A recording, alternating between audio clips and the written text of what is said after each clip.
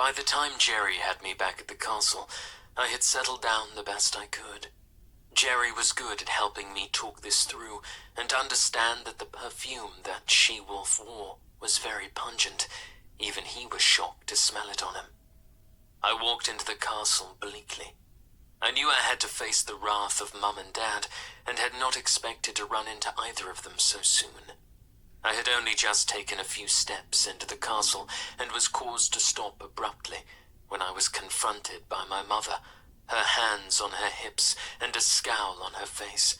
I had hoped to bump into Father first.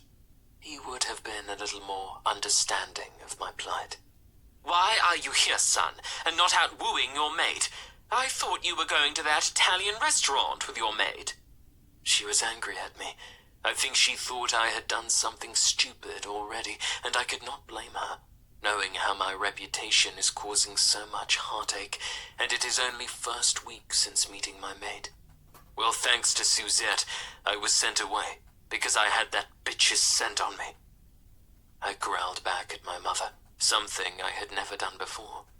I feared my mother's wrath too much to growl at her, but on this occasion I was too worked up to control the growl coming from deep down inside of me. I was barely keeping my wolf in check. He wanted me to just put my mate over my shoulder and march her up to her bedroom and mark and mate her. "Did you explain?" Mum asked her quickly, showing her shock, but managed to cover her emotion up before I could really take in the changes in her, and she was back to her angry self. "Mum, you were here when she told us that no excuse would be accepted. If I smelled of another she-wolf, don't come over." I'm so close to losing my shit. I can't believe how I was so worked up again and so fast, and a lot more frustrated than when I was sent packing.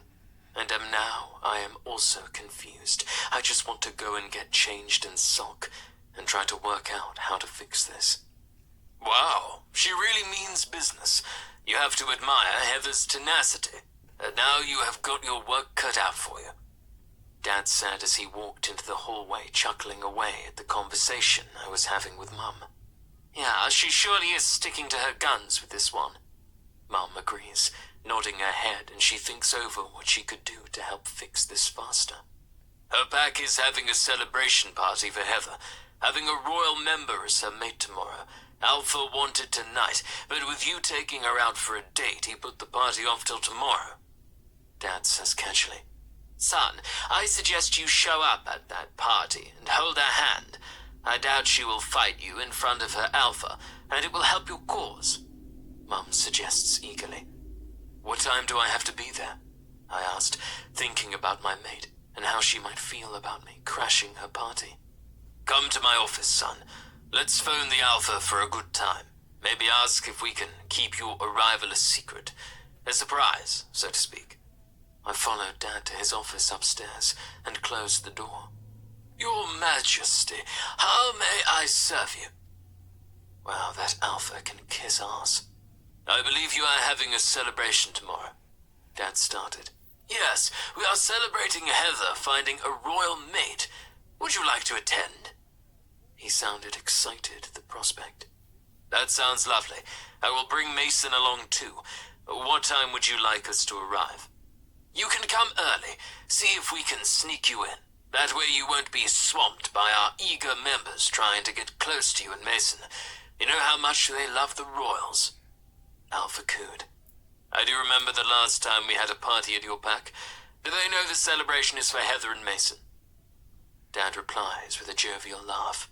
Nope, we leave that for a surprise. We are making it a luncheon. Could you come by around 10:30? You know the back way in. He asked, sounding like he was a little distracted. Yes, we can make it by then, and we can start the paperwork to transfer Heather to the royal pack whilst I'm there. Dad added to make the reason for going more legitimate. Excellent idea. Catch you tomorrow, sire. He hung up, thrilled at our arrival, and I wondered if he would call Ben to confirm with him a time too. Let's see if we can turn this issue with you being a man-whore around. Shall we, son? We don't want to alienate your mate any further. Dad was determined to fix my reputation, and it seemed getting Heather on board early would be the way to go. Your mother might like to attend too. Come on, let's go hunt her down and find out. Dad seemed pleased with himself, getting an invite to the party. Mum was in the kitchen alone, thank the goddess, and no sign of those nosy brothers that seemed to love causing me grief. Sweetheart, here you are, Dad said as he leaned down and gave her a sweet kiss. Where else would I be at this time of night, seeing that we have a cook down? Oh, is she still off sick? Dad seemed shocked by this, and put it down to the lass being half-breed and not having the wolf healing. Yes, I might have to look at getting another cook in to help cover the evening meals.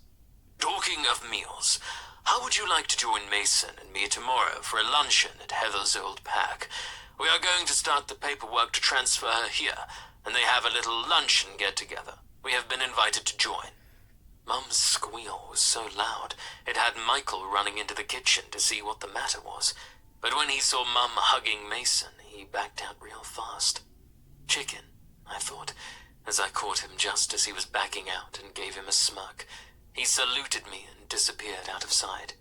What time are we leaving? She cooed, all excited to be celebrating the news of the latest member of her family. We need to be out of here around 9:30. Can you be ready?